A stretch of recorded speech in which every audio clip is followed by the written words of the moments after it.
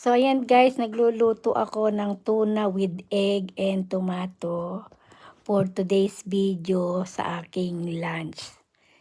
So ayan, feeling ko ay kay sarap-sarap naman itong niluluto ko habang nagsasaing ako, ayan.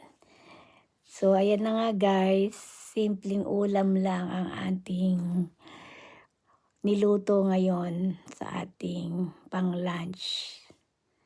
So ayan, kumukulo-kulo na siya.